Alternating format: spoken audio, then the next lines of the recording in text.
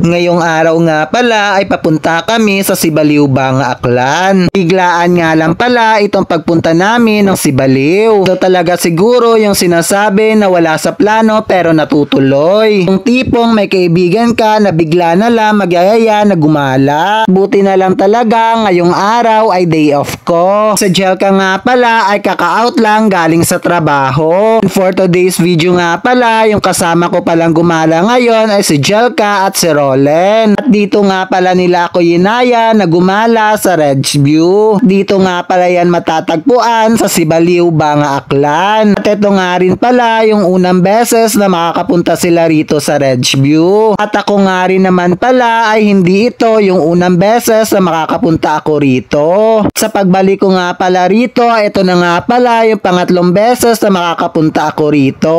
Yung unang beses nga pala na nakapunta ako dito, yung kasama ko ay pamilya ko. Nung bumalik nga pala ako rito ng pangalawang beses ay nagpictorial ako para sa birthday ko. Ito ko nga pala napili mag-photoshoot ng birthday ko dahil sa ganda ng place nila. At sa pangatlong beses nga pala na pagbalik ko rito ay yung kasama ko naman ay yung mga kaibigan ko. Kahit paulit-ulit nga pala ako rito pabalik-balik ay hindi talaga ako nagsasawa dahil sa ganda ng lugar nila. Kitang-kita naman yung ganda ng tanawin dito sa video ko. At sa video ko nga pala na to ay hindi talaga ako gumamit ng filter or kaya naman in-edit para makita nyo talaga yung ganda ng place. Kaya kung ano talaga yung nakikita nyo sa vlog na to ay yun talaga yung tunay na ganda nitong Ridgeview. Yung gandang walang halong filter. At dahil ng oras na nga pala kami dito pumunta, inabutan na nga kami rito ng gabi. At habang palubog na nga pala yung araw ay mas lalo pa talagang gumaganda. Sa mga gusto nga rin palang magstay dito ay pwede. Sa mga gusto nga rin pala na maranasan na mag-camping ay pwede kayo rito. Pwede rin nga pala kayong magdala ng camping tent nyo o kaya naman mag-rent na lang dito sa kanila. Dahil madilim na nga rin pala yung paligid ay napagdesisyonan na namin na umuwi na. At sobrang hirap rin naman kasi ng daanan pababa dito sa Ridgeview. At kapag babalik nga pala ako rito ay gusto ko nang matry na mag-camping. Dito nga pala sa dinaraanan namin ay sobrang ganda talaga ng langit. Kaya sa mga hindi pa nga pala nakakapunta sa Ridgeview ay puntahan nyo na rin. Kaya dito na lang muna ang ating mini vlog. Paalam!